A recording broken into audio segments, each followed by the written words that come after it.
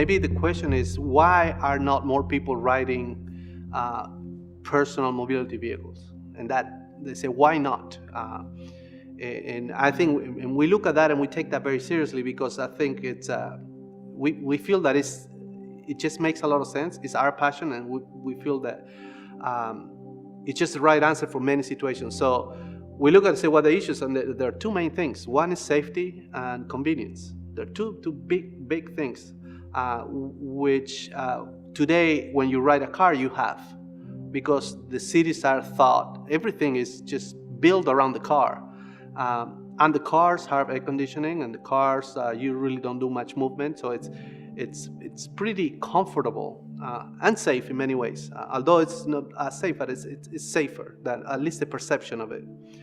So I think that's what people are looking at, and to replace that with a new way of transportation, I think you need to get to that same level or improve it, or get above that, or bring other benefits that get you to the hump and say, okay, I'm gonna go against the comfort of the car, and I'm gonna ride this because this brings me what? So it might be get you there faster. It might be you're conscious about something, environmentally conscious. You want to do so what is that thing that gets you riding that other vehicle? And we look at that as most of the time is safety. People are afraid of riding either a bicycle or other vehicle in the city. So that's what we're going after. I mean, we want to make, I want my mom to be riding. And I use my mom as a general person that is somebody with not particular skill of riding bike. It's just somebody, just everyday people. And to get everyday people, you need to just lower the risk on the safety side.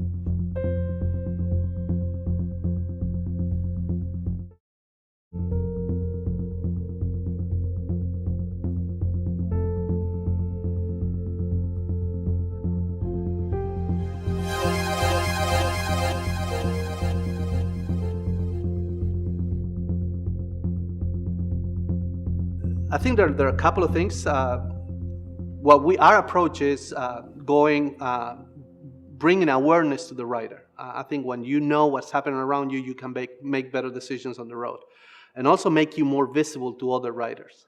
And to us, that's the first step. However, I think the long-term solution is to have the environment of the city designed for that particular vehicles, or let's say that the cities will consider also those particular vehicles, because I don't think they're going to be the only way of doing it. But they need to be in the mix, and they need to have their space. They need to have their rights. And today they don't. I mean, today it's a fight. Bike lanes are a fight. So all that I think needs to be figured out in a way that I think is more big picture, big thinking. And some cities are good at that. Some other cities are catching up.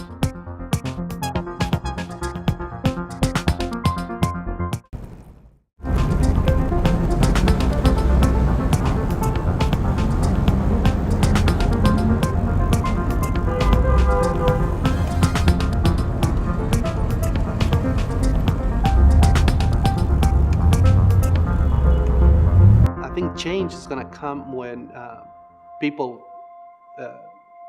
don't feel resistance, and people, when don't know things, they feel resistant to the change because they don't know it.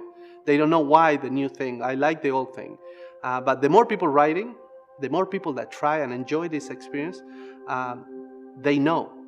And now they can actually push, and everybody can push, because, oh yeah, I tried bike sharing. Actually, it was pretty efficient. I like that. I might do it, do it more. And next time that person is driving, we'll figure out, okay, I'm gonna stay away from the bike lane. I'm gonna respect this guy because, I know I like that. That's good. Next time they go to a town hall meeting, they're gonna speak up and say, okay, no, why? We like that. We want to keep that. So I think it starts with everybody understanding, experiencing, knowing. And then that becomes, I think, the norm at the end of the day. But it needs to start somewhere, and I think it's with experience.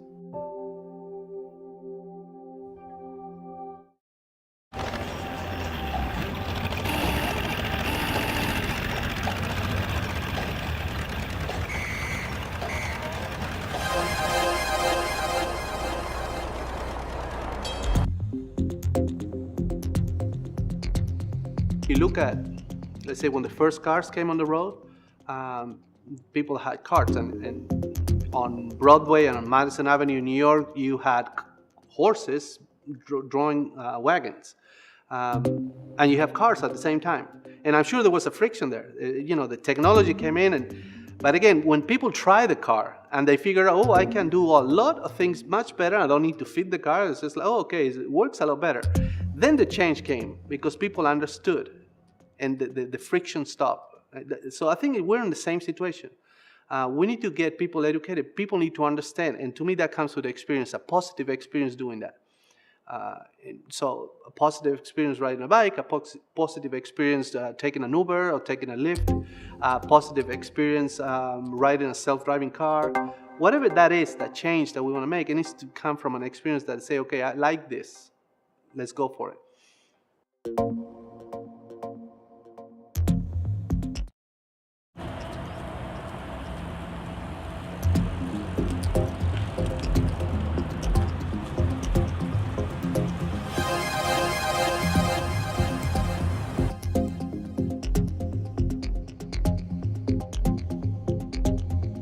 In some situations, the way that people move in the city today, the bar is too low, so anything could be better. So it could be easier to improve. But in other situations, people want 10 times better. And I think that's what everybody should shoot at for. We want to make sure that everything we do increases our standard of living, our, the enjoyment of life, whatever, it gives more time, whatever it is that. But it needs to be significantly better. And the better it is, the less friction we're going to have.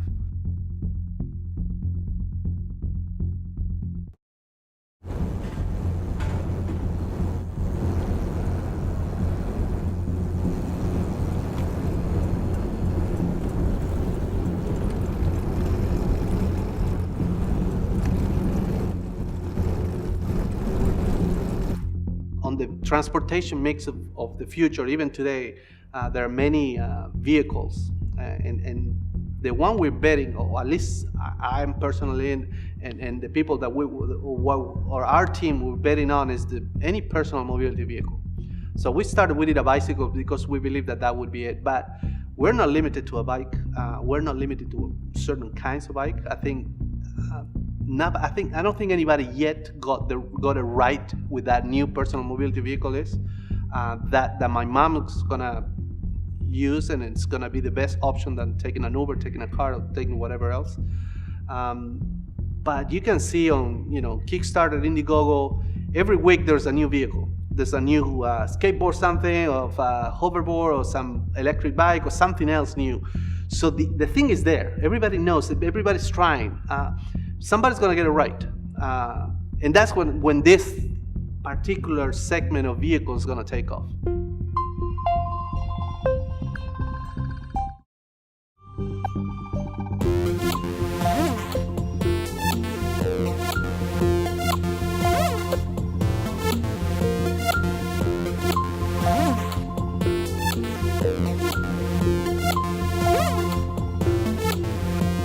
The solution, I don't see it as one thing that comes in and changes everything. I think it's a combination of things. And the way that the transportation, the way people move in the city, it's just not as similar to what the change in telephony was with the iPhone coming in. Because I think here you need a lot of other factors to actually play. And you got the government factor too, which is a slower ship to turn. So there are many things that need to be, you got to rethink the why of many things that we do.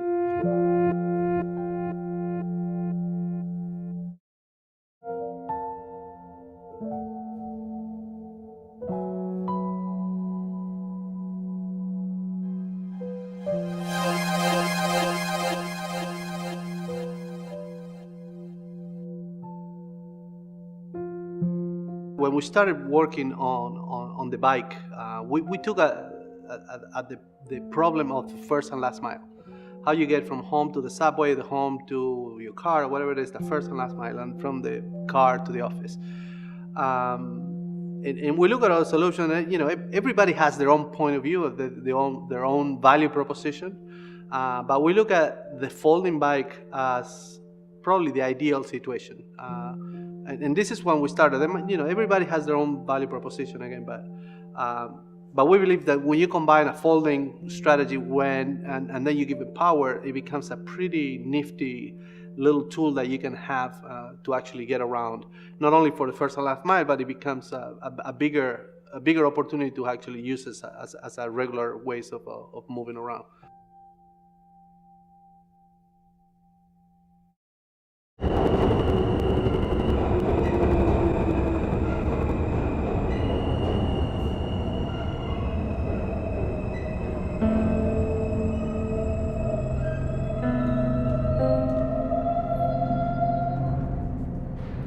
We could have done a bike, we could have done a motorcycle, we could have done many things.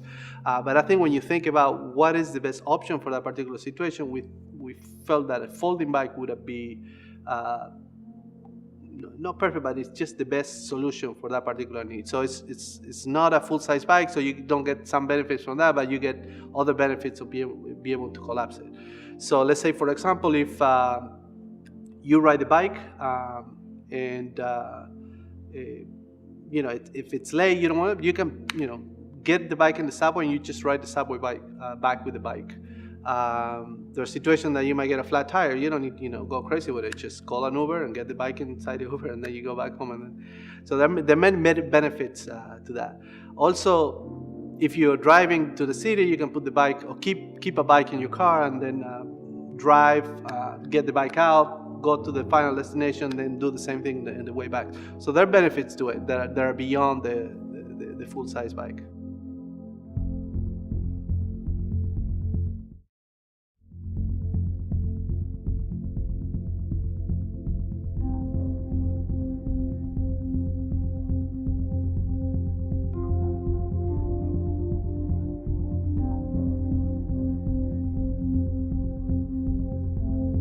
I got to a point that I figure out what really makes me happy, and it's just a good happiness. It's a happiness that I'm content with it. And it's when I help others. And it's a very simple thing, but every time I help somebody else, it's a very selfish thing because it really makes me very happy. So I'm putting this, in the context of what I do, and helping others. Like, okay, I like helping others, but I'm a designer. I create products, but also think about what my passion is. And my passions are two wheels. My passion are bicycle, motorcycle, little vehicles that will take you somewhere there. So, and when you mix everything, is really when we come up with Brooklyness, and it's that thing is that we can create products that are actually going to change people's life. And when sometimes I go and I speak to somebody. And I tell, so this helmet is going to do this for you. It's going to tell you when somebody comes from behind. So, oh, really? It's going to turn the lights automatically on. Oh, really? So, and people go, it's like, I love it. And I'm just like, I love it. I want this. We got somebody from a delivery crew, somebody that works in a union for delivery guys. And he told me, you have no idea how long we have been waiting for this. This is gonna save us. So in a way, when you think about that, the work that you're doing actually creates a positive change in somebody's life. It's so rewarding, and it's just so fulfilling, and that's really why we're doing this. We're just going back to the question, the why. That's what we're doing. The what, it is a bike, it's a folding bike, it is a helmet. It might be something else in the future, I don't know, but I think helping people move from A to B in the city in a way that is safe and they can enjoy is what we do.